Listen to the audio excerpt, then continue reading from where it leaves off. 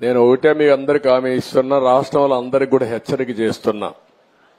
ఎవరైనా సరే ఆడబిడ్డల జోలుకొచ్చి మదాంధకారంతో గాని ఇచ్చలవిడిగా ప్రవర్తిస్తే ఎవరిని వదిలిపెట్టను.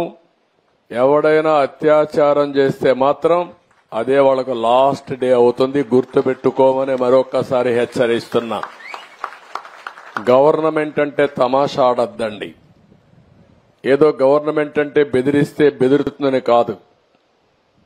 యాంటీ సోషల్ ఎలిమెంట్స్ ఎవడైనా సరే నిర్మోహమాటంగా అణిచివేస్తా. మర్యాదగా ఇంతవరకు చెప్పా. ఎవరైనా కైపెక్కి లేకుంటే గంజాయి తినేసి తాగేసి లేకుంటే మద్యం తాగేసి ఇష్టానుసారంగా చేస్తే మాత్రం తీవ్ర పరిణామాలుంటాయి. మొన్నటి వరకు నేను ఎందుకంటే స్లోగా బిల్డప్ చేయాలి కాబట్టి బిల్డప్ చేస్తున్నా. కానీ ఈ రోజు చెప్తున్నా, ఒక ఆడబిడ్డ నా దగ్గరకు వచ్చి నాకు అన్యాయం జరిగిందంటే మాత్రం ఎవడిని వదిలిపెట్టనని మరొకసారి హెచ్చరిస్తున్నా.